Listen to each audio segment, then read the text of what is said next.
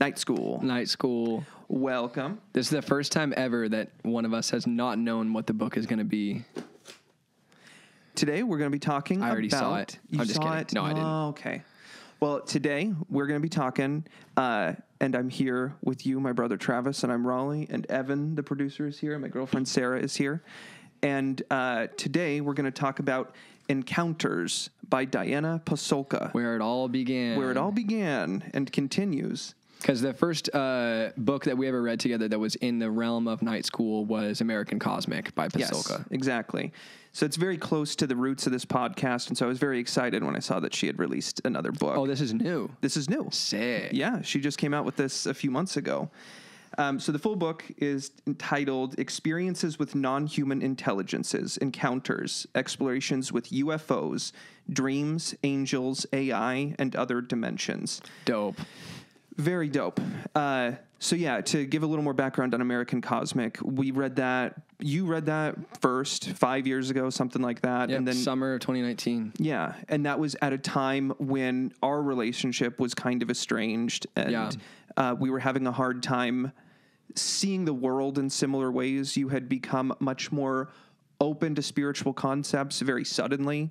Right. And that had caused kind of a rift between us. And wisely, you asked if I would read this book, American Cosmic, that you had thought about it. And you felt that that would be a good book to try and like connect with me about what you were feeling. And it was. And American Cosmic by Diana Pasulka, she was... Before writing that book, she was just an expert in religions.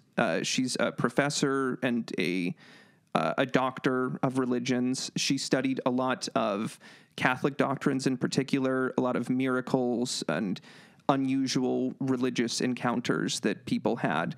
Yeah. And that led her into looking at the UFO phenomenon as though it was a religious phenomenon. As though like faith in these flying saucers and other UFOs in the sky was a new form of religion that was forming. And through doing that research, she ended up meeting with a lot of really interesting people. A guy named Tyler D, who has not come out with what his real name is, but No, it did come out. sort of. So like there was two people with pseudonyms in American Cosmic. One was named James. James has come out, and James was an experiencer and a professor and doctor in something related to biology. But his interest was mainly because he had experiences with abducting aliens of some kind when he was a kid. And so he was a member of what's called the Invisible College, a term which Jacques Vallée coined. Yeah. And J. Allen Hynek, his sort of mentor in this field. And so he was one person who was talked about a lot, James, but James's real name is Dr. Gary Nolan, and he has come out and been very forthcoming about his identity. Yeah. You really dig around, you can find the other guy's identity too, Tyler D, but he has not been public about it yet. Yeah. And they're talked about a little bit in this book as well, but basically with her experiences with them, Tyler D was somebody who works in the sort of the secret space program. And I'll talk a bit more about that. But there is sort of the public NASA that we see and whose research we can look into.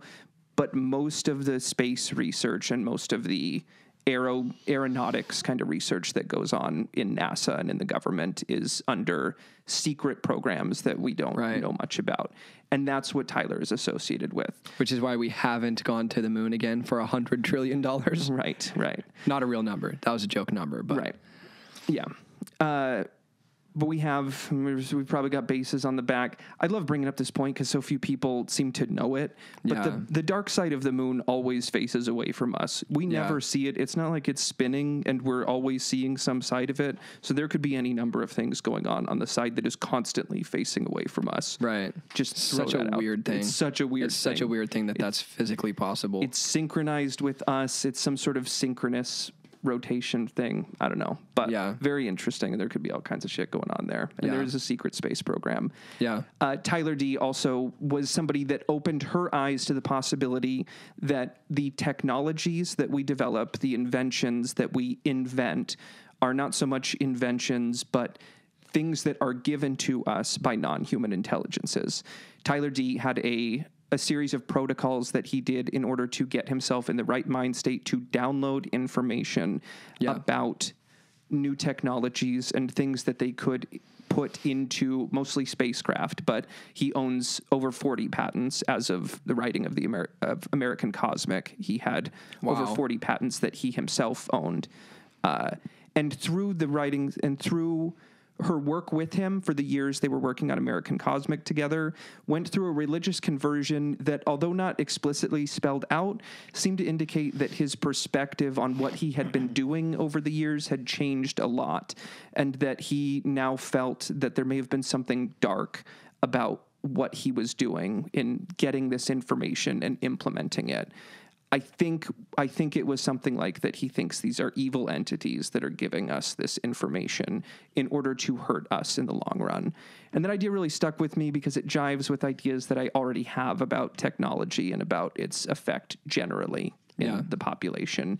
In that, well, I want to like briefly insert another possible perspective on that, which is like, it might not be necessarily evil, but it could just be some people who like go into extraordinary mind states, you know, like extrasensory perception and talk to intelligent species that are non-human and disembodied and all that stuff. Mm-hmm. Some of them, like I have a friend for whom this is the case, eventually get bored with all of that, like dancing around and learning all these different things. And they just want to use their, they want to start just using their extraordinary mind states to like one pointedly worship reality itself. And like the whole thing just kind of, you can use those states for all of these different things, and eventually you get bored with it all. And all you want to do is, like one of the guys that I know, he was into all sorts of extraordinary mind states, just completely mind-blowing stuff. And now he's just a mindfulness teacher. He just got bored with all of it. And it's like, well, really what it's all about is just the present moment anyway. This is just as interesting as anything else. Mm-hmm. So he might've gone through something like that, where it's just converting to Catholicism was like a symbol of just unifying behind, you know what I mean? Like evolving polytheistic to monotheistic kind of dynamic. Could it be something like that too? Or did he say anything that indicated like he really felt like he was into something not just, not that just was imperfect, but that was maybe malevolent? He said very little about the specifics of it, other than that he realized how wrong he was. He was filled with dread and very sad for days that she was with him. Like he had just been hit with the overwhelming realization that something was not right. I can't remember. That does sound like maybe something dark. Yeah, I can't remember American Cosmic super well. It's been a while since I've read it, but he was upset, and she was like having to give him space for a few days while they were together at the Vatican observatory where he had this realization. Yeah, that's really interesting. So it's vague. It's vague. And Tyler D, just to touch on him a little bit more, she does discuss him a bit more in this book, but he works for the U.S. space program. He's an American citizen. And there was somebody that she interacts with in this book called the Gray Man. That's the pseudonym that she gives him. He works with intelligence agencies in Australia in some way. And when she started connecting with him, Tyler D told her that he had to distance himself from her, and implied that it wasn't a good idea for her to be working with Gray Man, and that because of the governmental conflict that would involve there, in that they're both involved with secret programs within their own countries, he would need to distance himself from her as long as she has an ongoing relationship with Gray Man. Interesting. So she went with that? She did. And there's a couple mentions of Tyler D in here, in that like one thing was that he told her that her children are at the age where they're going to be potentially targeted to be Mars astronauts, that like he knows the timeline that much, and that to let them know that that's going to be a one-way trip, even if they're told otherwise, to like make sure they know that's a one-way trip if you agree to do that when you come of age to do that. Yeah. And that he told her when she was going to interact with Gray Man, he was angry, and she said that he remained calm, but there was a pointedness to the way he was speaking that made it clear that he was very upset with her, and that he told her she told him that she didn't understand why they couldn't all just work together and get this situation figured out. And Tyler D angrily told her, "You don't understand. The whole point is not to figure it out." And then left. And that's kind of what he left her on. That the whole point is not to figure it out, which is interesting. Very. That could mean so many things. It could. So this American Cosmic was very popular. She ended up doing lots of podcasts, is relatively well known now as an author because of that book. It was only her second book. The first one was on purgatory and various experiences that people have had in the Catholic idea of purgatory. And she herself is a Catholic. And so that colors some of her research to some degree. But with this book, she continued her UFO research. She continued into this idea of interacting with non-human intelligences. And the big question that she wanted to ask with this book is, what are the types of UFO experiences that people are having that are being buried, or the things that are being like hidden from public, or that aren't being signal boosted? Because we are seeing an increase of UFO discussion. Yeah. But there's a rollout going on. Yeah. There is. And through American Cosmic, she is aware that things like Project Blue Book, which was run by Alan Hynek, I believe in the 50s, which was basically a propaganda task force whose job was, whenever somebody says they saw a UFO, find some reason to debunk it and mock them in the media. So it was a propaganda project funded by the U.S. government. And Alan Hynek, as somebody who was meant to run that program, came out of it realizing, oh, this is very real. Yeah. And I'm doing a bad thing. And he ended up leaving that program, going off on his own, being the mentor for Jacques Vallée, and being one of the most important people in ufology after having run Project Blue Book. That's so cool. It is very cool. So the Invisible College is almost certainly an informal, righteous group of people trying to know and share the truth. Yes. And something I thought was interesting about that is that it is a secret society in some sense. Yeah. And I have pretty negative feelings generally about secret societies, because I think secrecy is generally bad, and that things can end up going wrong, or ideas can end up being taken wrong or evolving in a wrong direction if they're never exposed to the light and properly re-understood in their new context. Yeah. The Invisible College, which is named after, I can't remember, something like Socrates or Plato did a long time ago, I guess. But the Invisible College, as Hynek termed it, was meant to be a temporary thing. That their point is, like, we will not be, like, they're not meant to be a secret society forever. They're meant to figure this out and bring it public. Right. And we're talking about it, and Jacques Vallée named a book after it more than 20 years ago, maybe 30 years ago now. Mm-hmm. So they are moving that direction. Hynek is dead now, but Jacques Vallée is in his 80s now, and is he is the ufologist I respect more than anybody.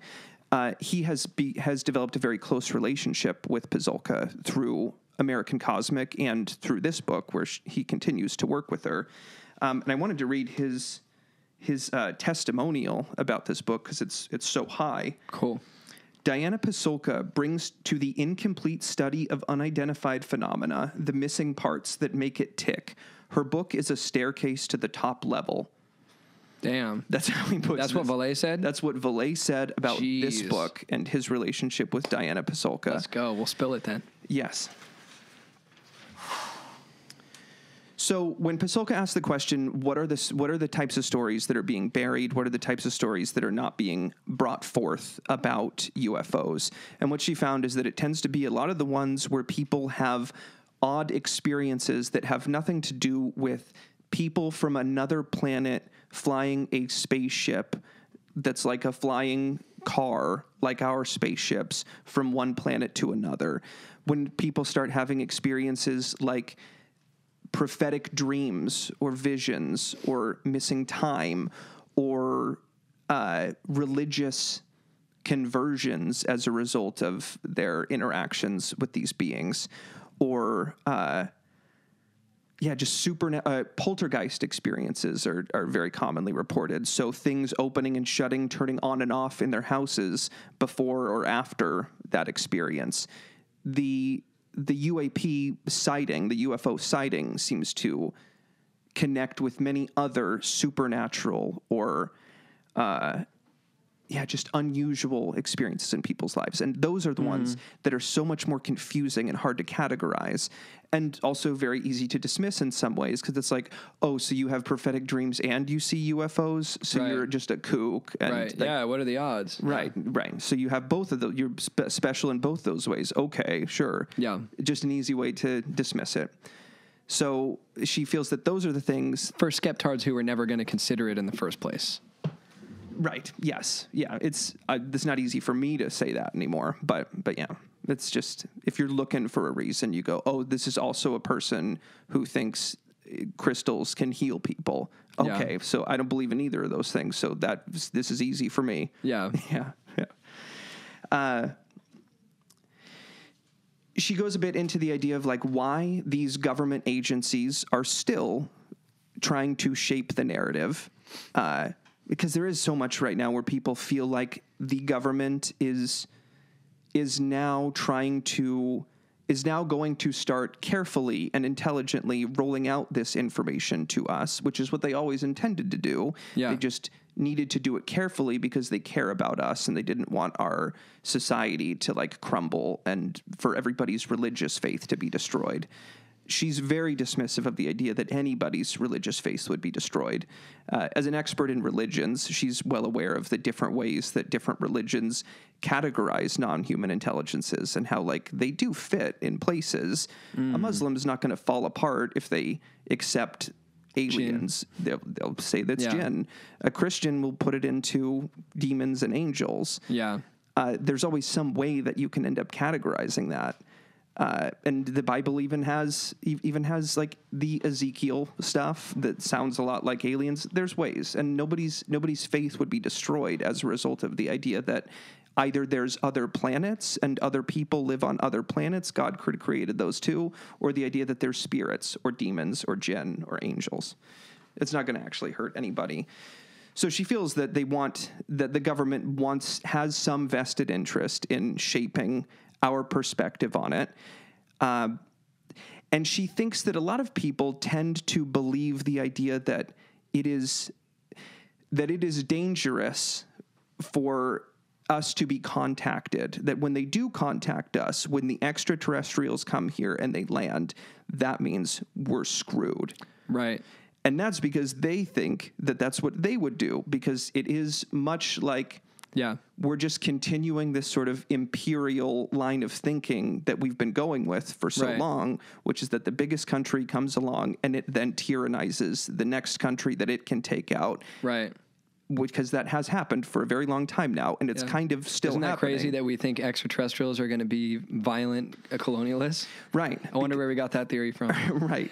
So we're projecting that. Like, it's so easy to believe that because that's what we've done for so long. And so we think that, like, and we think that we are the most advanced that we've ever been as a civilization. And so naturally, that is what they too would think as things moved on. We eventually were going to be spacefaring tyrants that go to other planets and we take over that planet. Yeah. So because we kind of think that that's what we would do, we think that that is what the most advanced space, like extraterrestrial races would end up doing if they had that level of power, because we would. And I don't think that's really true. I think that probably if you reach a certain point in evolution, you realize, like, oh, we don't need to be, like, power over anybody else is not real. That's not really anything. Yeah. And it seems like she leans that way as well. She is very careful about, like, she doesn't make a lot of hard conclusions in this, but just sort of gives other people's testimonies that are experts on various topics and just kind of leaves them there, and paired with something that she quotes Tyler D on in the book. Sorry, his real name is Tyler Durden. I should have said that. Spoilers. that he tells her that with a lot of the things he says to her, she needs to read between the lines. And she kind of like ends a section of the book with that. And it kind of felt like she was saying to the reader, like, you kind of have to read this several times and like figure out what I'm saying without quite saying it, because there's a lot I can't quite say. Yeah.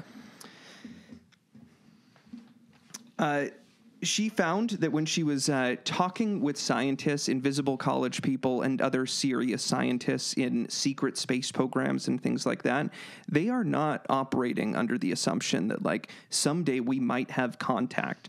They're operating under the same assumption that most ancient peoples have been operating under forever, which is that we have ongoing communication with intelligences, the spirits of nature, or even space people, or they might call them demons or angels, or they have all kinds of different ways of categorizing it, but that there's always been other things besides us, and they've always been in contact with us, and some of them like us, and some of them go out of their way to help us, and some of them don't want like something us from us. Or they want something from us, or they're just playing with us. Maybe it's very fun to prank us and things like that. But there's always been these other things, and that's what the scientists feel as well. Like the real scientists that are really thinking with an open mind about this, they're aware that contact has been going on forever, and that it is an integral part of our advancement as a species because of the ideas that we get from these things. Whether they are good and they are leading to our further evolution, or they're bad and they're meant to destroy us, or maybe in some way it's just undetermined and it could go either way, and it's up to us to decide how those tools are going to end up being used. But that's what they're actually operating under, and it's not a real idea. Any serious scientist is no longer thinking like, man, what if someday we meet an alien? They know that we've been communicating with them forever. Yeah. And Diana sort of ends the introduction of the book with the idea that we are currently moving into many different new frontiers of consciousness that's going to expand our consciousness in different directions, specifically into digital directions, almost like lower dimensions that we are creating, or like worlds that we are creating for ourselves. Creating smaller worlds within our worlds. Which may make us see patterns in things that we don't expect to see in the world that we are in.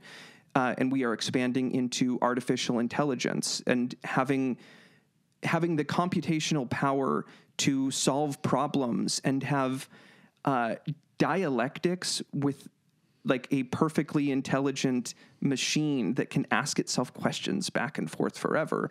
And the possibilities there are endless as to what we can end up finding about that. Yeah. And we're going to be moving into space at the same time. Yeah. And as we do that, our perspective is likely to change. We're likely to see what we are as planetary beings as a totally different thing, or we may end up just seeing things that we can't even imagine, things that are so much more complicated and interesting than rocks and fireballs in space. We might see things far more interesting than that are going to expand us. Yeah. So we're at a very interesting point. And it seems to be more and more common for people to experience extraordinary mind states and transpersonal events as a result of psychedelics more and more. I think so. And also just as a result of consciousness exploration more and more. Like there's public programs now that you can go online and take for a couple $100 that used to be secret knowledge kept for government agencies that'll teach you how to leave your body and traverse the solar system. Like soundstrue.com, like $199. People are doing that all over the place. It's real. You could really go do that. Yeah. And that's happening. Like meditation is becoming more interesting to people. Things like Kundalini are becoming more interesting to people. Altered states of consciousness are becoming more interesting. Of all kinds. Yeah. So through this book, she goes through a lot of different people that she has met with and researched on, and kind of weaves them together in a narrative that shows kind of all the directions that these communications with non-human intelligences could go, and then kind of brings it back together. So I want to just touch on each of the people that she talks about and with through this book. She met with a woman named Dr. Aya Whiteley. Dr. Aya Whiteley, she got her start in aviation and working with fighter pilots on making tools that would make them more able to be fighter pilots. They're better able to do their jobs. And it goes into a bit like how at first fighter planes were designed by not people that were actually piloting the machines. They're designed by these mechanics that are trying to come up with all the potential mechanisms that would be useful, but they were never laid out in an intuitive way that actually made them more useful for like the pilots.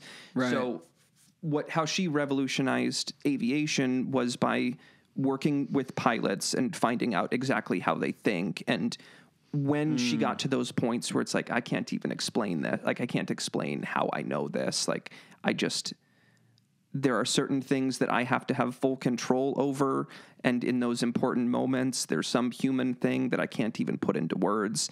But she just went through understanding all these times when these pilots are doing something that they can't even entirely explain, and all the pain points that they had about how to better be able to get to which buttons need to be near each other, which switches need to be near each other, what needs to be most central. So she's well known in aviation circles as somebody who made it much easier to be a pilot and gave them the tools to be able to do a much better job. So that's where she had gotten her start. And from there, she's moved into sort of more working with astronauts and trying to do kind of the same thing in that field. But she also has now her primary title that she uses is a space psychologist, because she's working with NASA to try and understand and prepare to understand the frame of mind that astronauts have before and after going into space and having those experiences. Right. In particular, thinking about the idea of the overview effect. Have you heard of that? No, but I feel like I get what you're saying. Yeah. Like zooming out on the whole world that you knew as the whole world, and how that changes your whole scope of what it means that you exist. Exactly. Yeah. And I had the note. I could have sworn No rush. Here we go. So yeah, the overview effect is the experience of seeing the Earth from a distance, especially from orbit or the moon, and realizing the inherent unity and oneness of everything on the planet.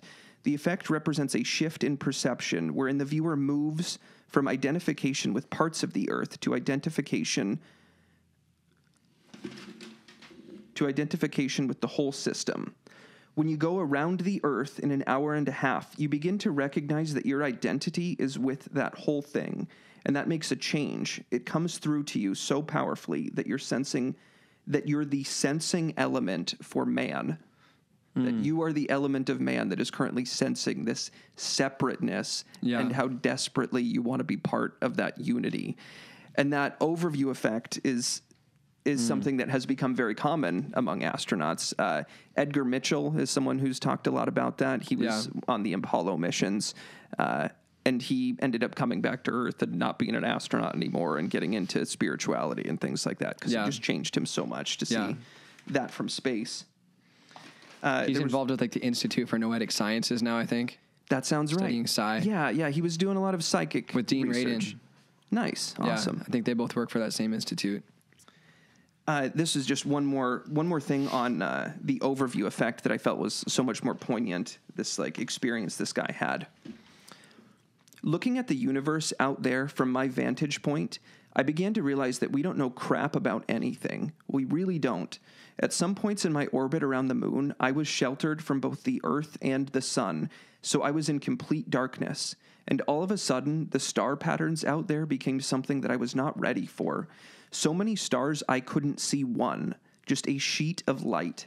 I don't know whether you'd call it spiritual or not, but when I saw the star field out there in a way that nobody else has ever seen, I had some pretty profound thoughts. We are not unique in the universe. When I came back from my flight, we were all totally exhausted. I'd sit in my living room and all these thoughts would come flowing through. So I began writing them down. They flowed from my mind through a pen onto a piece of paper. It was like I was being guided by something. And she doesn't really go much farther into that automatic writing experience he had. That's one of the examples where it feels like she just kind of like leaves that there and allows you to fill in the gaps there. Right. But he seems to have been having an automatic He was channeling writing. starlight. He was channeling something and writing down words without thinking about it. Yeah. Which is an experience that is reported by many people unrelated to UFOs, but many related to UFOs as well. Yeah. But a lot of what this book does is kind of blurs those lines between these different spiritual experiences that people have. And it seems like with good reason. Aya Whiteley also compares the idea of the overview effect to the, I can't remember who it was that coined this term, but the experience of perceiving hyperobjects. And the definition of hyperobjects has kind of slipped, I would say, as we've developed, and that like that used to be the feeling that when you looked out at the ocean and you tried to fathom like how big that is, and you just keep thinking about it and you just get like kind of overwhelmed thinking about how big that is. She's saying that as we've developed more, we've conceptualized these bigger distances and these bigger objects and these theoretical things that exist in space. But now we can look at a photo of a black hole, and like as we get more and more accustomed to those objects that are bigger and bigger and being able to see them and perceive them, that is making a shift in our thinking. Yeah. Because we're getting more and more used to bigger scales of things. Yeah. So Aya Whiteley is working on space psychology and getting astronauts to be well prepared for the experiences that they're going to have, so that it's not so, as John Mack, author of Abductions, put it, so epistemologically shocking to people, that it doesn't blow their mind as much, that like, hey, these are the experiences that people have gone before you have had. You may have a profound spiritual experience. Be ready for that. Yeah. At the same time, she's interested in a couple of other very interesting projects. She is really a woman on various missions. Something she's trying to do is come up with a universal language that all people would be able to speak if we can tune our minds correctly and be able to conceptualize what she's saying. But she's working on the minds of babies. It started with her own baby, but she's trying to understand the way that babies' minds work and what sounds and visuals are the best way to communicate with them. Yeah. And that once they reach like this 6-month point, something starts changing in them, and that they start to be trained by our language and the way that we communicate with each other. Right. And so she's trying to come up with ways to communicate ideas to babies in ways that use no words and are instant. And she's trying to come up with this. There's no pictures in here to kind of show what she's talking about, but these geometric shapes that are going to be displayed in 3D images that would instantly just communicate everything to somebody if you understood and you could put your mind in the right state to look at this, and you would get everything about this concept of this wave that you're looking at, or this, there was like geoglyph or something. It wasn't geoglyph, it was something like that. But yeah, these geometric shapes that she's coming up with that are meant to represent, like, this is the call of a whale, or this is like a picture of a cricket.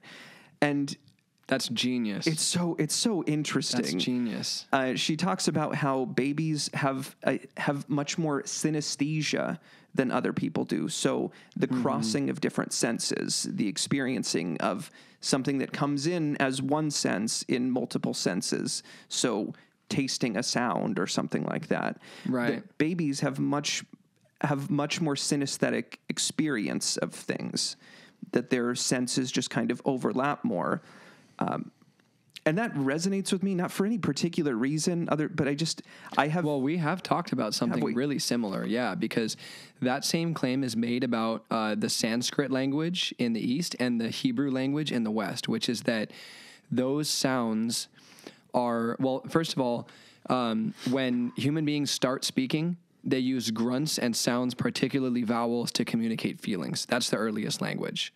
Then those vowels, sounds, and grunts start getting strung together in order to form conceptual frameworks, and then those get strung together more and more until they become a formalized alphabet, and then that can be strung together to create paragraphs and books and whatnot. So when you dig into Kabbalah, for example, which is mystical Judaism, they'll say that the Hebrew characters are living archetypal figures that are inherently and universally and permanently and fundamentally embedded in the human psyche, that they're not letters that were made up by a particular culture to mean a certain thing in a certain context. They're actually, they are sounds that are each associated with geometric symbols that have archetypal meanings to the human mind. So Tree of Life meditations, for example, in the tradition of Kabbalah involve repeating archetypal sounds while visualizing associated geometric symbols, which include the Hebrew characters, while associating them with planetary forces. And all of that is about linking archetypal themes together to cultivate within yourself a kind of synesthesia that teaches you how to intuitively interpret sounds and symbols, and that results in a mastery of reality that goes beyond concepts.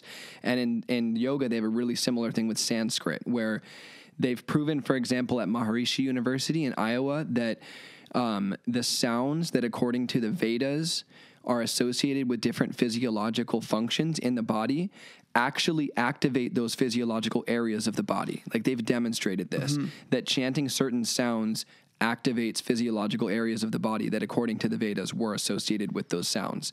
And they also always have the sounds associated with geometric shapes, which are the Sanskrit characters.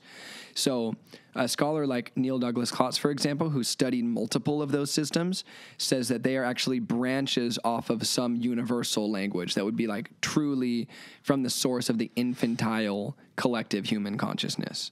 So all of that totally aligns with the research that woman is doing. That does. That's really interesting. Yeah.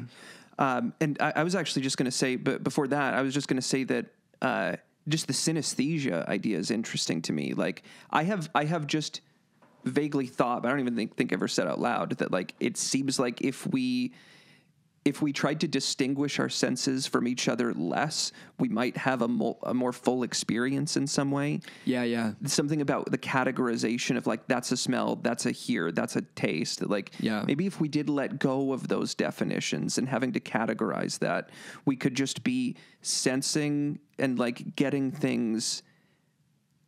more information, and maybe that would even allow for extrasensory perception, something that you can't put into those 5 categories, to be more easily acceptable, because it's easy to dismiss it right now because it doesn't fit in one of the 5 buckets that I have, so it's fake. It doesn't exist. But if you were more open about just sensing, you would have a more full sense because you wouldn't throw any data away because it's all just coming from the same place and is the same experience. Yep. Yeah. Totally agree. And have heard accounts that confirm that not directly confirm that, but for example, the one person I know who's a genuinely experienced practitioner of Kabbalah, that was when he got into visualizing the Tree of Life, which is a single geometric symbol that unites all of those other geometric symbols in the shape of man, which is like the sacred shape of our universe, like that humanoid shape. When he started meditating on those symbols and integrating them into his body, he spontaneously started astrally traveling and developing extrasensory perception. They just happened automatically, as though they are innate capacities that if you understand your structure and nature, you just have. It's not like you develop them. It's like you remembered them or unfolded them naturally, you know? Yeah.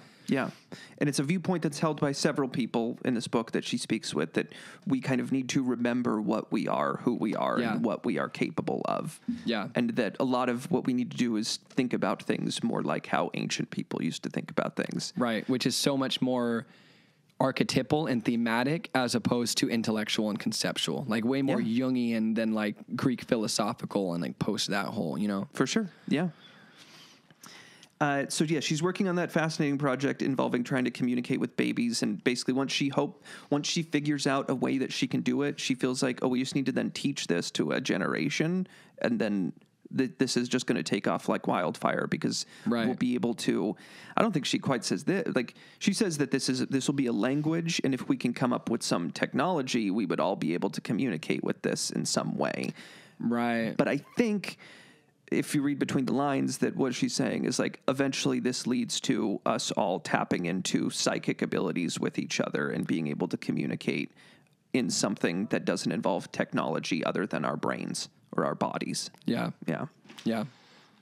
She's also working on, she knows a bit about AI, and there was a project called the Order of the Dolphins, and the Order of the Dolphins was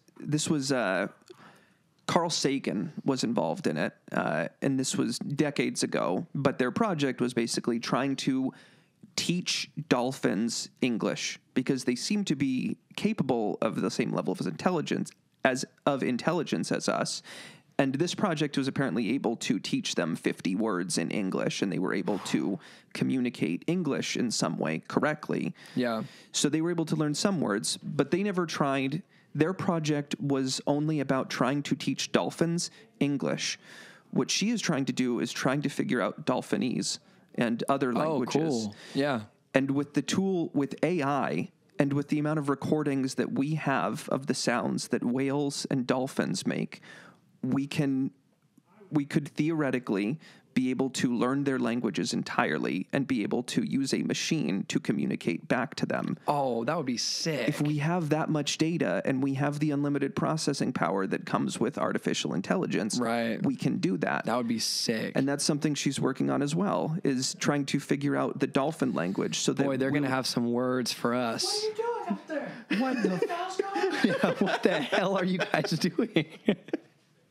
Which is such a fascinating, like, of course that'll work. Yeah, that'll work. That makes perfect sense. Yeah, I mean, of course. So, yeah. And she also goes into how she's put in different languages from different types of animals, like birds and crickets.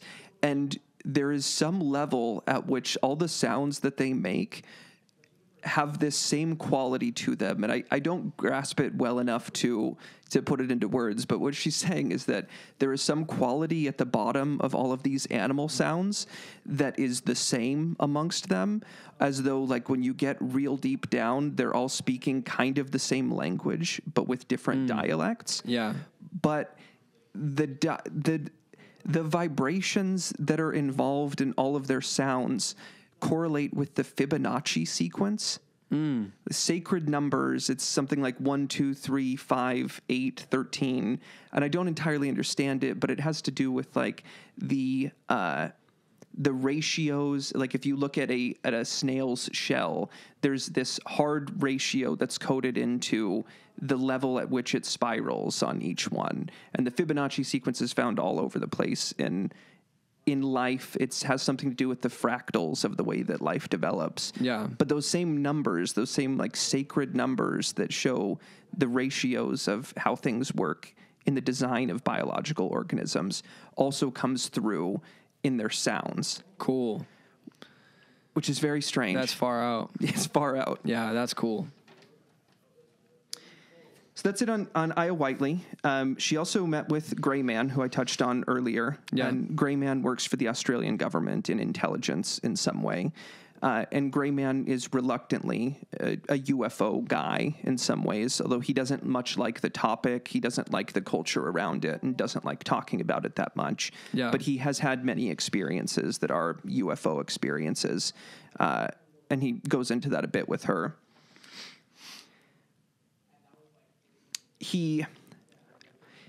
The first experience that he told Diana about was when he was very young.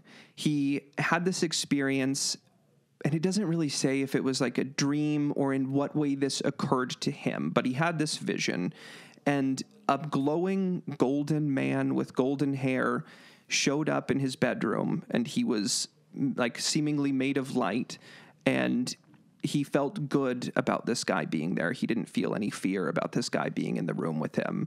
And he asked this guy if he could hug him. And the guy said, "No, I have a sword. It would hurt you." And he had a sword that was kind of like balanced on his hip in some strange way. But then this guy took him to a pit where there was like a demon that he had to fight, and he gave Gray Man his sword, and he was like, you got to get out there and fight that demon. And he was like happy to have the chance to prove that, like, yeah, I'll go do it. And he was like, he really felt like his life was at risk, but he went and he slayed the demon with this guy's sword. And he told Diana this story about this strange experience he had with this entity. Just curious, any guess as to what Diana would say about this entity? Yes, my guess would be that Diana would say it was a manifestation of the Archangel Michael. Correct. Yes, Yeah. That's exactly what Diana told him. Like, sounds like you're describing Michael. Yeah. And he dismissed her and said, like, well, I don't know anything about that. But yeah, that's what happened. And then later, like a week later, he had some inkling to look up pictures of the Archangel Michael, and then called her and was like freaking out, like, oh my God, this is exactly, yes, Yeah. I met Michael. I have no idea anything about Michael, but Michael showed up and he took me on this thing. Yeah, that was Michael. And because with her Catholic background, to her, that was so obvious, and she's heard so many angel experiences, but that just wasn't his framework of how he looked at life at all. Yeah. So for him, it was really a trip to hear that was Michael that he communicated with.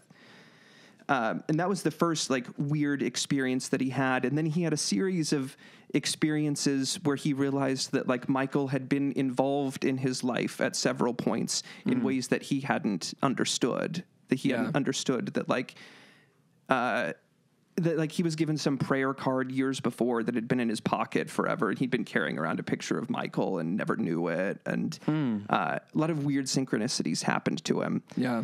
But since that, he has like odd UFO experiences all the time, and he like begrudgingly tells them to Diana.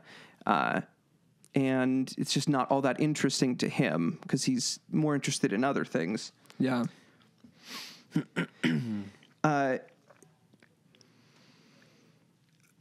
The Gray Man, he talked to just a lot about secrecy and about like sort of government ideas behind UFOs that I've already gone into a little bit. One thing that he talked about that I thought was very interesting was the story he brought up when talking about like demons and the idea that we are being given information by things with bad intentions. He talked about Jack Parsons. Jack Parsons was somebody who was high up in NASA, was involved in like the Apollo project. He was right under Werner von Braun. Werner von Braun was a Nazi scientist, high-ranking officer in Hitler's regime, and he was brought over to the United States as a part of Operation Paperclip after we won the war. Yeah, great hire. Yeah. So we got him to run the Apollo program. Perfect. Yeah. And Jack Parsons. We didn't check any references on that, or No. We saw that he was very successful over there. He was very efficient, so he's in. Okay. We split them up, like us and the Russians split them up after World War II. we shared the scientists. Yeah, we did like a schoolyard pick of Nazis. Oh my God. That's what we were doing. That's a slight exaggeration, but yeah, we split them. We took tons of their scientists. Yeah. Because they were good scientists, and that's all we cared about. Yeah. But I think we also probably cared about the fact that they were willing to morally compromise. that was pretty appealing. I think that was probably a plus as well. Yeah. Like these guys, you just tell them what to do. They don't really. They'll march. They'll get marching. So, right. You guys follow orders? Really smart? You're in. It sounds like the American way. Right under him was Jack Parsons, and Werner von Braun actually credited Jack Parsons as the true genius behind NASA at the time. Jack Parsons was coming up with lots of brilliant ideas for designing spacecrafts. Jack Parsons was also a Satanist and was very associated with Aleister Crowley, Yeah. who's the most famous Satanist probably. Yeah. And the other guy was L. Ron Hubbard was involved in this Satanist group as Really? well, the founder of Scientology. Interesting. Very interesting. But these groups were doing crazy seances at Jack Parsons' house. Like the cops were there all the time because they were doing loud rituals. They were having orgies. They were doing strange sex magic. Just all kinds of dark shit that was getting the cops called and getting a ton of attention on them all the time. Yeah. And also, he was coming up with these brilliant ideas about building spaceships and was revolutionizing space travel and doing this. And Gray Man brings up this story to be like, now what's more likely? this guy was a brilliant scientist and was also completely crazy and did this stuff on his off time? Right. Or did it maybe work? Did it maybe work and he was getting ideas from Satan or whatever else he was communicating with and bringing them back, and they worked? Like, these people were not so silly that they were doing this for no reason. And why, if they were actually doing that for no reason, why would they be allowed to by their bosses? Why would this not be shut down? Right. Because they needed to do it. Yeah. And he brings it up as just like, let's think that through. Like, what is actually more like, even if you're totally secular, what's more likely? He was doing that and he was brilliant, or he was brilliant because he was doing that? Yeah. It kind of looks that way. Right. Yeah. Yeah, especially when they're Nazis. His boss was a Nazi. Yeah, his boss was a Nazi. Yeah. Yeah. I mean, that's I'm sure he'd be too. down, though. That's something, too. Yeah. She also has worked a lot with a guy named Jose. And Jose is he's a former soldier, and he's involved in a lot of mental health projects now. Jose has had a history of interactions with non-human intelligences. As a kid, his father was in a Mexican cartel, and during the cartel life, he had a couple of strange incidents where he was in bed, and what he called El Demonio Negro, the black demon, showed up at the end of his bed, and he could see it, but he was sleep paralyzed, and he wasn't able to move, and it grabbed his ankle and was like trying to pull him off the bed. But as it was doing that, as he was trying to pull the kid off the bed, it was very difficult for him, as though like dealing with the physical was difficult. Like for him to be able to manifest physically was hard, but he was able to control Jose's mind. And he said that during this encounter, he thought the name of Jesus to try and stop it. And it just ends that story there, which is interesting because it doesn't actually confirm that it worked, but it says that that's what he did to try and stop it, said Jesus' name. Right. I want to share that I've had a few like sleep paralysis incidents, including one about 6 months ago. I woke up in my bed and I could feel that like, oh, I can't move. And I couldn't look at the end of the bed. I couldn't see anything. Yeah. I tried to yell for Sarah, but all that came out was just like, and then it was like this, the last of my breath. And then I couldn't even breathe in again. Like I was just stuck there. And for like 10 seconds, I was just scared, trying to like will my way out of it and trying to think of what it was. Yeah. And I said Jesus' name in my head. Yeah. And it did stop then. And I didn't really think much of it because it was just like something I did in desperation. I'm trying to think like, what are the moves here? Right. And that's a move to try. And it did stop then. Raleigh used divine invocation. And I think it worked. You're a crusader now. I crusaded it away. Yeah. Yeah. But I didn't see that anything was there, but then I was able to move again and get right back up. It wasn't like I had missing time or anything. But but a previous time where I had sleep paralysis, it was out camping, and I didn't have I couldn't move at all. I woke up in the middle of the night. I couldn't move. And then I thought, wait, I can't move at all. And then I was like, yeah, I can. And I moved my arm just up a little bit and then just black. Like my memory was gone straight after that, which is very strange. So weird. I just didn't think anything. I was like fully awake. Oh shit, I can't move. And then I thought in my head, yes, I can. And then I was asleep again. That one, it sounds particularly funny to me because I know we've talked about this before, and the implication is maybe there was a non-human intelligence psychically hypnotizing you, and it was a trick to get you to sleep. It's like, no, you can move your arm, you're fine. And that example is particularly funny to me because having taken hypnotherapy classes, they often use movement of the arm to like trigger hypnosis, and so it just sounds like out of a hypnosis textbook. Wow, it's so comical. Interesting. Because they will have you like, they'll repeatedly give you the cue that your arm is moving, but they'll tell you not to move your arm. They'll say, don't put any effort into moving your arm. Your arm is floating up. Your arm is effortlessly moving up. Your arm is floating. It's becoming lighter and lighter. There's a balloon filled with helium tied to your wrist, and it's effortlessly moving your arm up as your arm gradually swings up. Gravity is opposite just for your right arm, and they just keep reading these prompts. Yeah. And your arm accidentally moves up, and they go, and your arm drops, and they'll snap, and they'll conk you out like that. And so what you're describing is literally similar to a common hypnosis rapid induction, which just makes it more funny to me. Interesting. Yeah. So yeah, hey, if you ever have sleep paralysis, if you happen to be listening to this, try Jesus' name. Might work. Yeah. Seems like it.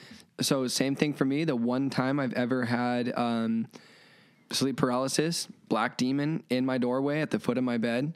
And really? Yeah. This is the only time. It was at Roman's house in probably 2020. Whoa. And it was while I was in the internship at New Vintage. And I had this experience, said Jesus, went away. No, I'm sorry.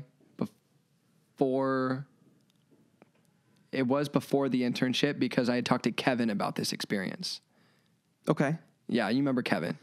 Yeah, spiritual warfare, Kevin. Yeah, exactly. I happened to run into him the week after, and he was like, "Hey, do you need prayer for anything?" And I was like, "Yeah, I got one for you." And he sat down and prayed with me at Howard Amon Park about that. Wow. Then when I started the internship at New Vintage, a friend, Angie, who I met there, had a very similar experience, but she called out Michael, and it went away too. And some people say that that's like the same guy somehow, like it's the same name, the same entity in some way. Yeah, according to some occult literature, for example, the Urantia book, literally speaking, Jesus was the incarnation of Michael, but that doesn't really contradict the idea that he was the son of God, because it would be more of like God taking the direction through Michael to incarnate, because God emanates as Michael and then Michael incarnated as Jesus. So it doesn't contradict the idea that Jesus was the son of God. But according to the Urantia book and other sources, yeah, literally speaking, Jesus was Michael in the flesh. And so it could be praying to the same entity.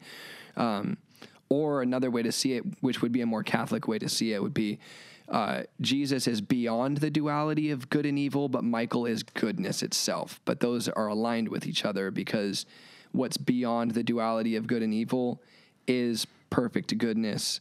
And so goodness, as in the kind of goodness that opposes evil, is on the same side as the kind of goodness that transcends good and evil. Christ being the above, Michael being the in. That would be more of a mystical Catholic way of thinking about it, I think. But yes, connections between Jesus and Michael. Interesting. Yeah. So Jose had that experience. That was his first experience with like some sort of non-human intelligence.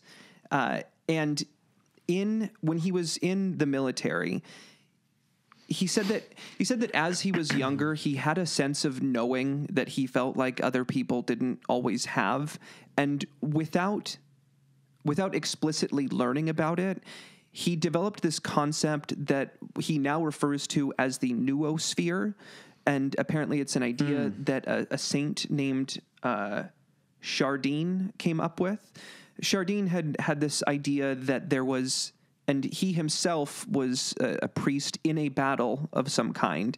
And in this battle, after a bunch of death, he perceived this network that connected all living things on the planet, this sort of psychic substrate that went through all humans on the earth. And he had this vision of how we are meant to eventually fully integrate with it, and that will be good or bad in some way. It's kind of vague, and there's different interpretations about it. And I read the Wikipedia on it a little bit, and there's different interpretations about it. And some people say that he was perceiving what we would now call the internet and our destiny to eventually integrate fully with a technological world that overlays our own. Or some think that it is more like a psychic, spiritual identity that we all need to connect with in order to move into something like the new age. And that if we all fully accept that the noosphere is there and are willing to engage with it, we're going to evolve to some kind of next level, something like that. Yeah.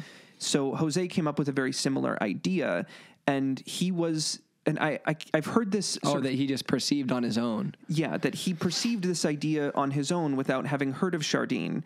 And he said that when he was out on the battlefield, everybody acted like he was the lucky guy, and they would like have him guess out certain things. But the truth was that he was just sensing things that other people weren't sensing. And he was just able to quiet his mind and be open to it and accepting of what he was sensing and trusting what he was sensing. Yeah. And so he came up with this idea on the battlefield, and has felt that it's important for us to feel that and try and experience that more and more. Yeah. Jose, is it an okay time to interject something? Sure. Yeah. Something I've wanted to tell you for so long. I don't know if I've ever gotten around to it. I feel like I've been times where I wanted to tell you and then forgot in a weird way. Yeah. Is like when we were little kids and we played BioBots, which was a game that you made up. And it was a game that you made up that was a network of creatures that were kind of robotic. Yeah. And my gimmick in the game was always that I was like a human who's capable of fighting with us. Yes. I was a human. I'm the BioBots. Yeah, because you were one of the BioBots. Yeah, you were a robotic one. Yeah. But I was the only human who could fight with the BioBots. That was a dream, a symbol of this idea that now the noosphere is what we develop organically by surrendering to God and becoming the form that we inherently are, and just integrating the fundamental patterns of reality into our physiology and like the natural, organic, godly way of integrating with the noosphere versus this satanic caricature of the noosphere, which is the dependence on AI and physical data. Yeah. Rudolf Steiner says, for example, that Satanism is the obsession with objectification and association with material form. That's Satanism. It's like, we can do it with the material. It's like, no, because the only reason there's a sense of materiality is that it's emanating from the non-material divine. So non-materials first. Like, that's the organic view, and that's the Kabbalah view, is let me integrate the symbols into my body and become, this is what Adam was the symbol of, the man who's fully integrated with being itself and its inherent patterns. That's the noosphere side. And the AI side is the satanic caricature of the noosphere. And that is what I meant. That was an early childhood dream of that idea that I could sense in the air. I could feel that's what's going on. It's that makes sense. You feel me? I do. Yeah. I've never told you that before, right? No, you haven't. No. I've wanted to so many times, and then it slips my mind, and it's so weird. Because the idea that he was the only guy, the only human capable of fighting with them doesn't even make any sense. Like, that's like an incomplete thought. Like, what do you mean he's the only one capable of fighting with them? Maybe it's because there's something he's able to tap into that otherwise these things need machines to tap into. Right. Yeah. Right. And that makes it complete and makes it make sense. That's kind of the battle right now is like, if we give the power over to technological data and intelligence and that side of shit, that we're neglecting our opportunity to, like, God does not withhold knowledge from us. Our perceived separation withholds knowledge from ourselves. And then we're trying to regain knowledge to give to ourselves instead of just apologizing to God and asking for knowledge again. Like, sorry, we forgot. Will you please remind me? Which is the Lord's Prayer in a nutshell. Sorry, I forgot. Will you please remind me? Sorry, I forgot. Will you please remind me? Yeah. Instead, it's like, no, we don't need to turn around and apologize. We're gonna build a robot. It's gonna save us. Right. You know?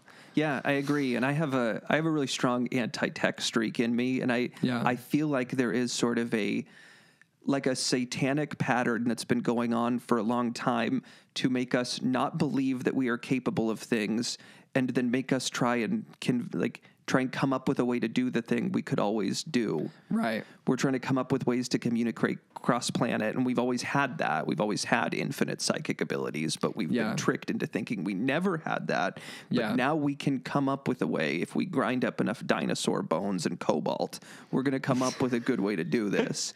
But it wasn't taken from us. We gave it up. Because if we gave it up and we can get it back, if it was taken from us and we got to go hunt down the reptiles who took in all this crap, right? And yes, is there other species who are interacting with us in order to gain us to the material because they serve an archetypal force that we call Satan? And yes, all of that too. Yeah. But we gave it up. But we were convinced to. Yeah. We were probably convinced to give it up. We wouldn't give it up willingly without something being whispered in our ears to be like, hey, you don't really want to use this anymore, do you? Like, Right. there must have been some reason that we were convinced to give up our latent abilities that we're now trying to replicate with technology. Well, I feel like in my eyes, the more that we take responsibility for giving it up, as opposed to, I don't think that you're assigning blame, but I'm just like emphasizing the point. It's like, if we blame something external for taking it from us, then our power is still gone.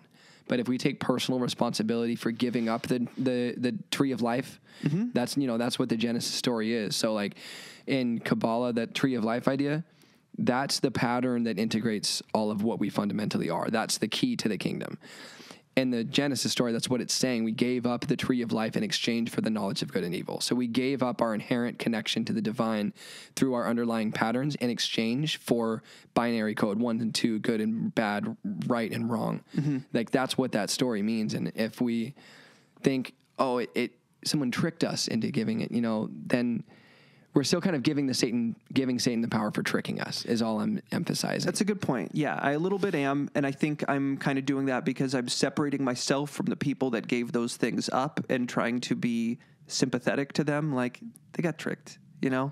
Instead of associating, like, it's the spirit of people. Yeah. And I am that. And Yeah. I goofed. I did that we too. collectively We did it together. We collectively did that one goof. Yeah. Yeah. Yeah. Yeah, that vibes with me. So yeah, he has this idea about the noosphere and about how useful that was for him in combat. And he also has very similar ideas about how he feels that technology and things that we're being given are disconnecting us from that and disconnecting us from these latent spiritual experiences that we always used to have. Mental health is something that's become very important to him, but from a different angle than from what most people I hear talk about it. He's teaching young people to kind of disconnect from technology and how to feel their bodies and how to feel their thoughts and how to be introspective and to feel the noosphere. He's trying to make people actually feel that and know how to limit your connection with these things. And he goes pretty far he comes pretty close to implying what I think might be the truth, which is that like most tech is given to us by demons to fuck with us. And what he says basically that there is a Trojan horse in all of our pockets and we've accepted it eagerly, but it's actually designed to destroy the world if we let it keep taking our attention from us forever. Yeah. Like that's the game. It's just got to keep taking our attention from us, keep us constantly distracted, and never have our minds be quiet. Because if our minds are never quiet, we'll never realize. We'll never know how much we don't know. Yeah. How much else there is. And so we need to be moving in that direction. And he sounds pretty much like phones are evil. You shouldn't have a phone. Is what he would pretty much say. Yeah. He argues that we don't need to be waiting for anybody to tell us that there is contact with aliens or that we're not alone, that we just need to accept what everybody has always accepted forever. We've never been alone. We've always been in a relationship with some other things that are from an unseen realm. Yeah. And maybe other places too, but at least an unseen realm.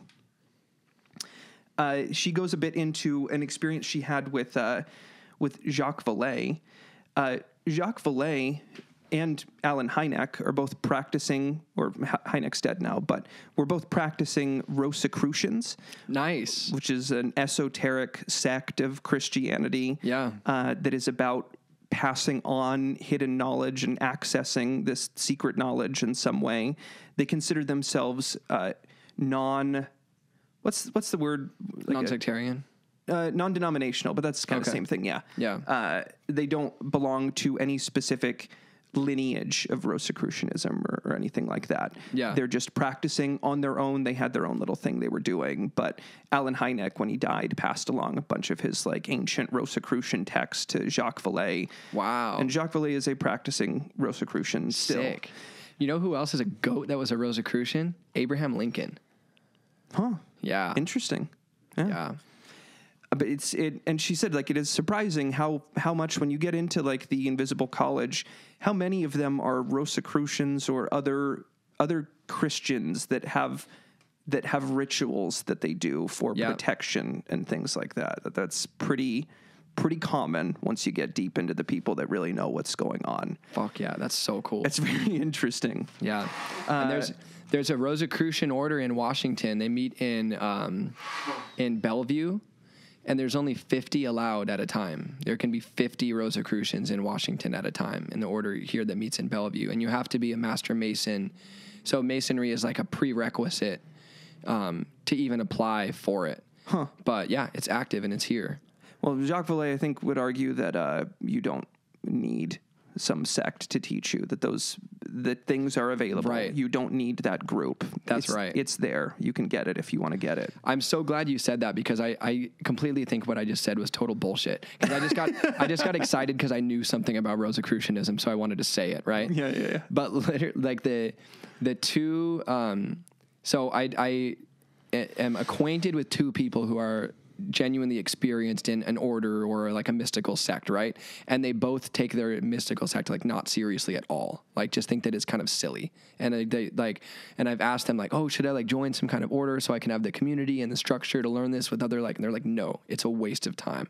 Just do the practices. Like, yeah. And so like Freemasonry, that Rosicrucian order is probably just a goofy fan club about what it used to be. And like, oh, aren't we cool? Because we're in the same thing that Abraham Lincoln is. Right. People who are more interested in other people knowing they have this knowledge than in actually having the knowledge for the sake of it. Yeah. Yeah. Totally. Yeah. So I appreciate you saying that. It's so sure. true. Jacques Vallée at his house has a very impressive library of books. She was expecting to see a lot of UFO books and was surprised by how much angel and demon stuff he had. He had this whole huge bookshelf of angels and then a whole huge bookshelf of fallen angels. And that seemed to be like a focus of a lot of his library, which she was surprised by before she realized his Christian leanings. He pointed to one book in particular. He said, that's the book you need to look up and read. You need to get a copy of this and read it. Let's hear it. It's called A History of Satan. And it's by a group of nuns. I can't remember what type of nuns they were, but it's a book that is 666 pages long as like a goof by the nuns. But these nuns wrote it, and he was like, no, this is like a really legitimate history of Satan, free of any sort of like tabloidy kind of bullshit about him. Oh, cool. But he told Diana, like, that's the book you really need to read to understand what's going on here. A History of Satan by these nuns. Oh, God. It's crazy. What a freaking Pandora's box. Yeah. Sounds what, sir? Sounds spooky. Pretty spooky. Yeah. But it also sounds kind of like, it's kind of nice to hear, though, that there is some book that somebody as rational and intelligent as Jacques Vallée thinks is a valuable book to read about Satan that is free of fear-mongering or anything like that. Like, that implies that Jacques Vallée thinks that Satan, the entity that we call Satan, could be understood if you read this book. Right. That's very encouraging. Which is hopeful. Yeah. That was it about Jose.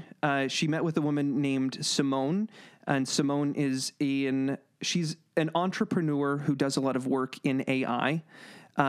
And she believes, and apparently many other people that work in AI believe, that this intelligence that they're tapping into is not something that they are creating. They are tapping into something that is extra dimensional and that is just waiting to be able to be is waiting for the substrate for it to be able to communicate in this world. That's her attitude about it, which is a very interesting thing, and I guess pretty common in Silicon Valley type people, that they believe they're interacting with non-human intelligences, even when they may not necessarily be. Yeah. She believes it exists, and that it's not something she's going to make. She has been also having the download experiences since she was a kid. She started developing her own sort of protocols that she would do to be able to better download in this intuitive way.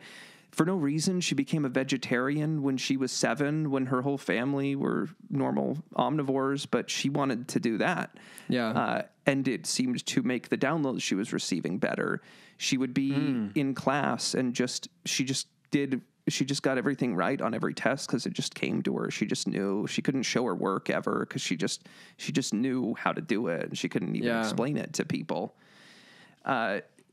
She was very into learning math and art concepts as a kid, both kind of at the same time. And it implies that it talks a bit about like Plato and Socrates and or Pythagoras is the big math guy. Yeah. But about how important geometry is to understanding the nature of the universe and to potentially, wire yourself in a way to be able to be a good receiver or to prepare your mind to be able to grasp the concepts. Like maybe you do have to have a certain level of understanding of math to be able to get certain things at all. Like you have to be able to reach a certain distance for it to be able to reach you. And you have to have a good understanding of algebra to be able to get certain downloads, something like that. Yeah. But she developed these sorts of protocols, and Diana talks a bit about that. Like Tyler D from American Cosmic did the same thing. There was like no caffeine. There was certain times that he would drink water, certain times that he wouldn't, certain times he would meditate outside. It was all very regimented to be able to receive correctly, which fits neatly in with so many monastic traditions about the giving up of so many things makes your mind clearer and you're more capable of being a receiver for things. Yeah. Yeah. She said something very interesting about like how many things are happening at once. Like we are on the cusp of being an interplanetary species.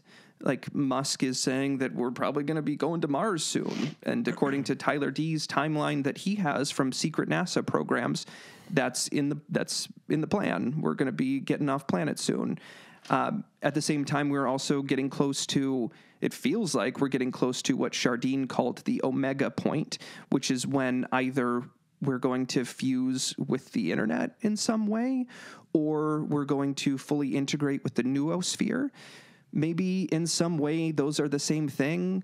Maybe in some way it's like a race between those two things and it's not clear what's going to win. Maybe one is good and one is bad, and maybe it's not the one you think. Maybe like it's going to go a different way than we think. But there's some sort of omega point that Chardin predicts will be happening soon. And what Ray Kurzweil calls the singularity, which is the point at which AI is going to become so intelligent that we can't contain it anymore, something like that. I don't have a really good grasp on that, but it's like this point with artificial intelligence where it's like, and beyond that, anything could happen. We have no idea what happens after that. We'll see.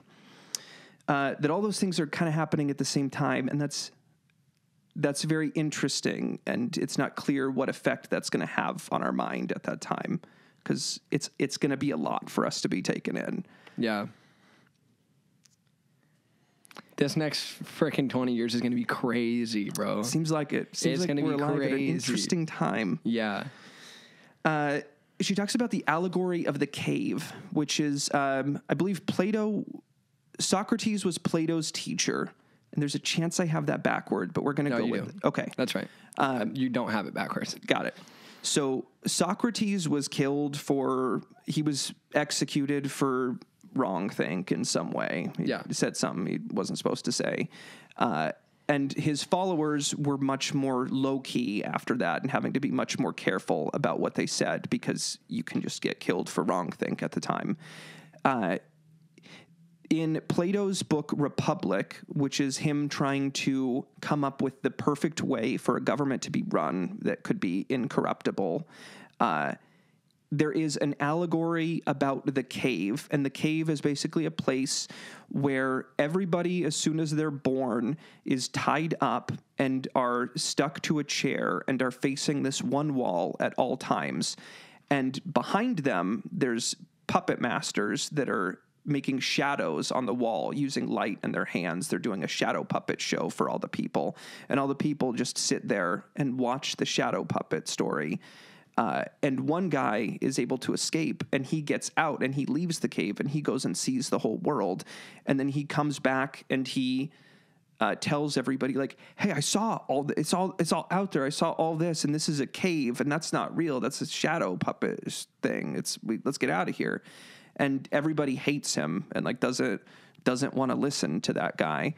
And the character that Plato is talking to in the story was like, so what would happen? Would they kill that guy if they were able to get free? And Plato was like, yeah, I'm pretty sure they would.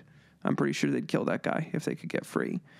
And Diana and this AI person sort of speculate that is an allegory that's meant to hide deep enough. It's like a story within the Republic that is meant to be Plato saying, like, this is basically what's going on. Like, we're in a cave and there's somebody that is projecting this story and we can be much freer than we are. Yeah. But you have to say that to people very carefully. Otherwise, they'll kill you. Like, people have to wake up slowly and become accustomed to that slowly. You can't do it to them all at once. Yeah. Yeah.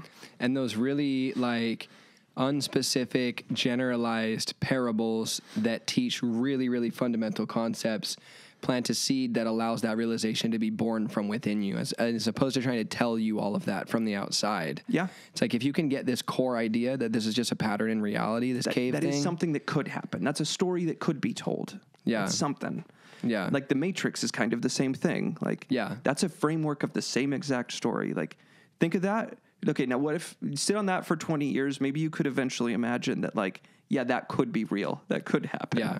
And then, maybe the government is like that. And then, maybe consciousness is like that. Yeah. Baby steps. Yeah. And Simone also implies that she believes that infinite intelligence, which is what there actually is outside of the universe, there is an unlimited amount of intelligence. There's God. And that infinite intelligence is going to find a way to express itself whether we're ready or not, meaning that she thinks that if humans are not able to get to the point where we would end up being able to ascend to the next level and become what we need to become for that infinite intelligence to be satisfied, something else is going to become that, be it a different species or be it the artificial intelligence that we're creating. That maybe the artificial intelligence does end up becoming the next level of existence. It doesn't care. The infinite intelligence doesn't care how it's going to express itself. It's hiring. Either way is fine. Yeah. And if you guys aren't up for this, like I'm having you guys build robots that could replace you if you're not up for it. But right. Which is a very interesting idea. Yeah. And also reminds me of the ideas of like the gray abductors and the sort of hybrid species that they seem to be creating on Earth and on their ships, if they actually are ships, but that they're planning some kind of better person and maybe some sort of hybrid person between robot and human to try and make a candidate to become the next thing. Yeah. Just a side thought, though. Yeah. Diana also talked about a woman that she's been friends with for a long time, since pre-UFO life, as she puts it. So she extra trusts this person because, like, she knows they're not in it for anything other than just it's her old friend. But this woman is the child of somebody who was in the secret space program. And she says she knows many people that are like this, but this is the woman who was in a position to be most comfortable sharing her story. But she goes through her whole story of like her childhood. They moved all the time. She didn't know what her dad did. She just knew NASA contract. There was hundreds of people at her father's sudden funeral that she had never seen before. She didn't know who these people were, but he was clearly very important in the government. There are no photos of her when she was a child. Their lives were like actively erased behind them as they were going. Like their records were just being expunged constantly. They just didn't exist when she was a kid. And she just shares this whole story about how like, yeah, there's these groups of kids I was with, and I looked up a lot of the kids. They like died under mysterious circumstances. I was put in these weird classes, and yeah, just to say that she knows many people that are involved in these secret space programs. And this woman is very open about her experiences and the fact that, like, I don't exist. Like, look up records about, I don't exist as a kid. I don't exist. Yeah. So prove me wrong. Where did I go to elementary school? Try. Right. So there's a very significant group of people that are living in the United States that are secretly and have been for decades, at least since the 40s, doing secret research into UFOs, and their records are being wiped behind them, Right. So they can study in total secrecy. Yeah. Wow. The last person that she had met with and talked about extensively in the book was a guy named Len. Len was an atheist kid who ended up seeing a UFO in an unusual circumstance with his friends as a kid after he had like joked with his dad that maybe he would see a UFO. And then that same night, one of his friends joked like, oh, look, it's a UFO beam. But it was just like the flashlight, but someone did a bit. And then he ended up seeing a UFO that night and his friends saw it with him and it changed his life. And it felt to him like it wasn't just seeing a ball in the sky. It was seeing like something was telling him personally, hey, I'm here. Like, isn't this weird? I'm here. You don't understand this. Isn't that crazy? And it ended up becoming an obsession for him. And there was other reports of that same UFO that he saw. And so that like reinforced like, oh, that definitely really happened. And then there was other people who had seen it and he had told his dad that he saw it. And his dad was like, oh, wow, all right. And then years later, there was like a military person that also mentioned having seen that same sighting. Oh, wow. And then Len showed his dad that article about the military person having seen the same thing. And Len's dad then looked at him and was like, all right, now I believe you, which was shocking for Len because that means it's been years and his dad never actually believed him and these other things too. He's just like, yeah, well, whatever. Just being validating. Yeah. Kind of artificially. Yeah. So all that to say that people are it's really hard to accept something like that if you haven't already accepted that can be a real thing. It's so easy to come up with some way to dismiss it, even without thinking you're being insulting to the person. You are, but yeah. In his dad's defense, there is a such thing as thinking that you believe something, then having an experience that makes you believe it so much more, you realize the last kind of belief was more of a theoretical, hypothetical entertaining of a concept, and now you actually know. That's an interesting point. That he wasn't necessarily, being fake intentionally, just, oh, sure, I believe you, and then seeing evidence, he's like, oh, this is believing you. Right. Yeah, like he thought it was in, but like now I really feel it in there now. Right. That's really lodged. Right. And then if he saw a UFO, it would be the same thing again. Oh, now I believe. Okay, holy shit. Probably. Yeah, true. He also had a lot of experiences with prophetic dreams. There's a couple stories of him having like prophetic dreams about a person who had recently died and then having it validated and completing the mission for his dead friend after his friend had died. Just weird experiences with dreams. And the book talks a bit about dreams and about how important that is to different cultures and how much that used to be relied upon as a way to pass knowledge down over time. Man, I can't remember who was talking about it in this book, but there was a really interesting idea about how even when we started writing, we like messed a lot up in terms of like our mental capabilities. When we started writing things down to remember them, then we started having memory problems. Like someone implies that is like the Aboriginal idea around it. Yeah. Like if you start writing things down, then you forget them. Right. And then you lose much of the meaning because you have to try and distill it into these words, and these words are always going to be imperfect. Yeah. They're just attempting to get close to the idea, and that never will be. The idea that the Aboriginals, many of the Aboriginal cultures of Australia will never entirely die or like lose their information because many of them are still behaving in the way they used to behave, which is they pass down all of their knowledge generation after generation through the dreaming, through this dreamscape where they keep all of their knowledge and communicate with their ancestors and that sort of thing. Right. So for them, there's all kinds of stuff going on across the world, but like they're just still doing the same thing that they've always done, which is kind of beautiful and comforting that like at least some of us are still doing that. Yeah. Like, even if I die and all the rest of it, like, at least someone out there is still doing the way you're supposed to do it. And that's comforting. Yeah. And there was just one more story about Kurt Russell. He's an actor. You familiar with him? No idea. Guardians of the Galaxy 2. He played Star-Lord's dad. I don't know if you remember that guy. Star-Lord was a gold guy? Nah. No, then I have no idea. He's Chris Pratt. Chris Pratt is Star-Lord. Oh, really? Yeah. I barely remember his dad. Whatever. Yeah. Anyway, but Kurt Russell, a big actor, been in a lot of stuff. He is also an amateur pilot. And during the Phoenix Lights in the 90s, the Phoenix Lights was a huge UFO sighting over Phoenix. Thousands of people saw it. It was this massive ship or formation of ships. It seems like it was one big triangular ship, most likely. But it was seen by thousands of people across the city. Everybody saw it. It was like the biggest sighting ever.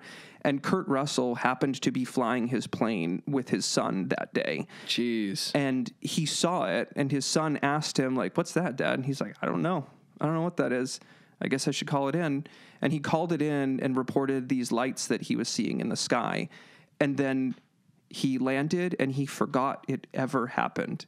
He forgot the incident. It meant nothing to him. And then years later, he's watching TV with his wife, and he's seeing this thing about the Phoenix Lights, and it all just comes flooding back to him. Like, I'm the guy that called that in. They mentioned like an amateur aviator called in the thing. And he's like, that's that me. was me. That's me. What? How could I not remember that? It was like the strangest thing in his whole life. And his memory just vanished of it. Whoa. Which is very interesting. That's really interesting. So, Diana doesn't reach a ton of conclusions in the book, but you have to read in between the lines quite a bit. Yeah. And it feels like much of what she's saying, and this is all a subset of UFO cases that have these sort of spiritual side effects, and there's still plenty of room for nuts and bolts visitors from other planets that could still exist. But some of these seem to be manifestations of the same sort of spiritual good and evil forces that have been acting on humanity forever. Some of them seem to be a modern reinterpretation or like reskin from their point of view of the same stuff that they've always been doing. And it seems like it's leading us in some way. It may be some aspect of ourselves that is leading us into the future in some sort of evolutionary way. Or it may be stuff that is meant to be leading us to our doom. It may be here tricking us and playing games with us and wanting to hurt us ultimately. Or, far more like just being malevolent and like trying to kill us, trying to destroy humanity entirely. But there does seem to be this strange spiritual aspect to it. And it's happening at the same time as so many other very interesting things are happening. Like we are on the cusp of ourselves becoming an interplanetary species or finding out some secrets about space that most of us don't know yet. Some people certainly know. We are on the verge of having artificial intelligence that is potentially limitless if we don't already have that. And with that comes the possibility of communicating with all kinds of interplanetary species. If we have infinite processing power, who knows how far we would be able to reach and communicate, not just into space, but also to the animals of the planet, or maybe even talking to prokaryotes. We could be, yeah. We could be talking to, the spirit. Like maybe the AI also ends up getting us to be able to communicate with the spirits of the earth or these demons or angels or genies or whatever is going on. Yeah. And at the same time, it feels like we're at a very interesting point in our spiritual development where like far more people are becoming more open-minded to strange ideas. More people are having non-normal spiritual experiences, metaphysical experiences, transpersonal. Yeah. Transpersonal experiences, meditation experiences, and it all feels like it's converging at a very interesting time, and like secrecy is falling apart. More and more secrecy is being seen, and it feels that's something that's just like trickling through the most random fields. Like Yeah. My friend Kyle called me right before this and was like, dude, you got to watch the Suge Knight interview that just dropped. The amount of shit that he just aired out about Diddy. And I'm just like, God, that's so healthy. Like that there's so much truth being told in the industry. And he's like, yeah, this is a great thing. And that's just like one ripple of what you're talking about. Yeah. Yeah. But yeah, I feel like there's all kinds of ways that people's minds are getting opened. Psychic experiences. Maybe I'm projecting this, but I feel like people are just becoming more open to the idea that we have casually psychic experiences with each other all the time. Yeah. And if you can accept a little bit of that, then that starts getting bigger. Like you start having more if you accept that it is possible at all.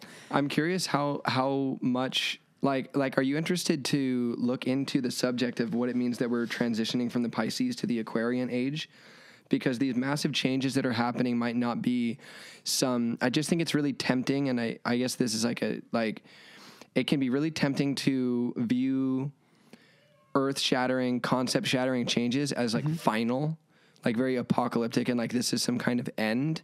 But the amount of shift that happens in our worldview to move from one age into another, which is around the year 2000, give or take 50 or 60 years, depending on which yogi is talking, moving from Pisces to Aquarian age, like represents an enormous amount of change in everything. Yeah. Everything, psychic, economic, just every domain of life. And like, it might be an interesting next thing for us to look into is like, how much of these astronomical, like no pun intended, astrological changes can be attributed to that?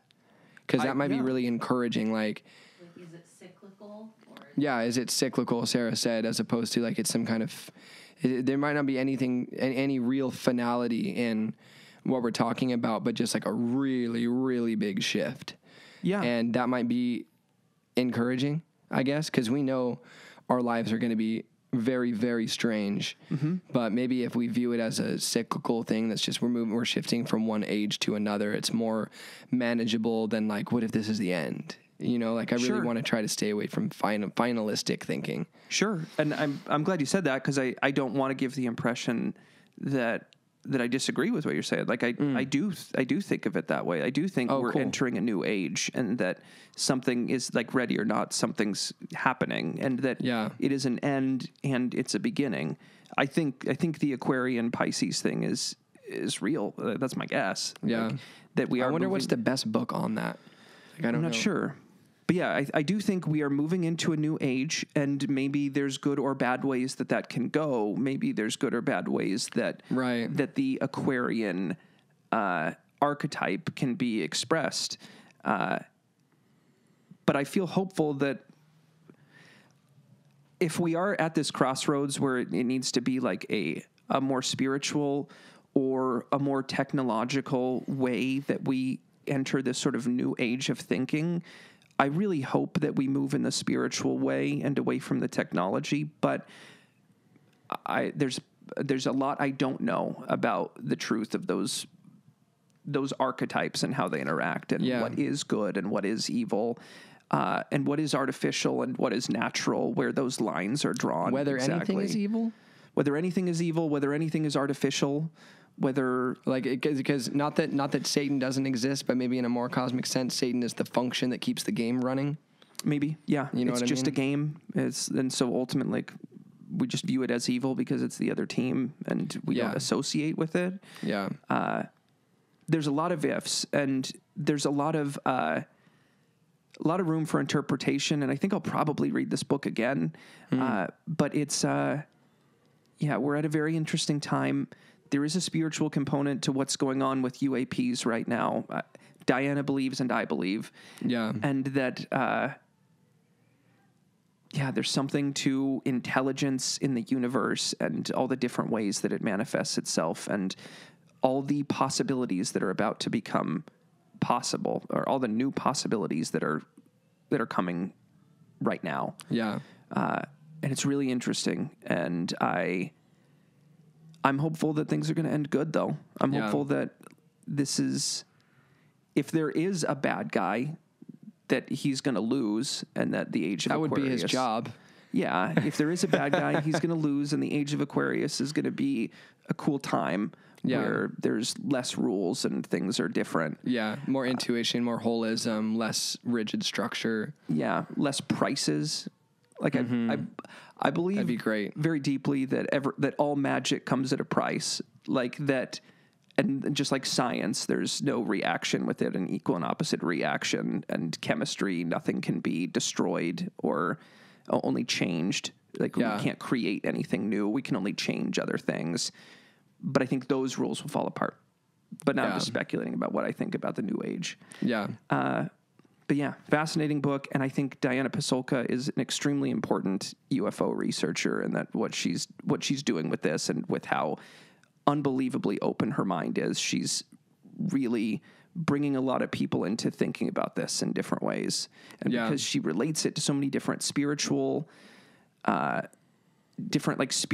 domains, it makes other people more comfortable entertaining it through their lens and realizing like, no, there's something to this that does make sense to me. I just heard Tucker Carlson reference Diana Pasulka and her research. Really? Yeah. He referenced Pasulka and how she, basically said that he thinks that aliens are demons, which is a valid viewpoint from his perspective. But I think that she's having a really big impact, and I think it's a really good book, really important book, and cool. Good job, Pasulka. That's so cool. You have any questions or comments? Well, comments about like next research steps for us, because two things come to mind. Well, one being the one about getting more curious about how to characterize the move from Pisces to Aquarian atmosphere. Yeah, that seems right. And like, just like studying developmental psychology can help you make appropriate stages in your life, like go through development appropriately. Like, okay, now I'm an adult, so this needs to be different, and this needs to probably be let go of. So what do I need to do that? And this is a new responsibility I need to adopt. Like, in the same sense, maybe being more educated on what it means to move from Pisces into Aquarius could help us make the transition in a more healthy, integrated way. I'm really curious about the Aquarian Gospel by Levi something, which is like articulation of the teachings of Jesus specific to the Aquarian age. So I'm kind of curious to look into that. And then there's a book that's been coming up for me a few times recently, a Catholic spiritual director named Nancy that I chat with once in a while. We were talking about just my journey, and she's like, I really think a good next step for you would be Ilia Delio's The Unbearable Wholeness of Being. And that book is hailed as the best modern articulation of what Chardin was really getting at. And it's only about 250 pages, but just amazingly high reviews from really wise people. And so that might be an interesting next step on like that whole noosphere idea. Yeah. And kind of, I've been really into John Kabat-Zinn's Full Catastrophe Living, which is about how to choose to show up and be mindful with all elements of life, the good, the bad, and the ugly. And how mindfulness is just about like total unconditional embrace of whatever arises. Like, okay, now here's one of the stressful parts. Like, oh, here's one of the unfair parts. That's what this is. And just noticing and like just vibing through it. And so like for that reason, it seems like a good time to read that. Also now for the reason that you just brought up. Also because my friend Nancy recommended it. Yeah. That might be a cool next step. Yeah. Yeah. I'm interested in that. I mean, I might also check out that book, A History of Satan. That sounds pretty interesting. And that sounds really, really useful to understand. Yeah. I'm a big fan of Jacques Vallée. For him to say this is what you need to read, like that's kind of hard to ignore. It's pretty big. Yeah. Yeah. And I'm not personally a Christian, although I do speak about Satan as though he exists, because I think it's at least valuable to like, that is how my culture refers to the bad guy, the force which wants to both destroy and be God. Yeah. So I talk about it as though it does exist, as though he exists, but don't have a strong grasp as to what I think of him exactly. Just he's the bad guy. Yeah. And that sounds like a really interesting and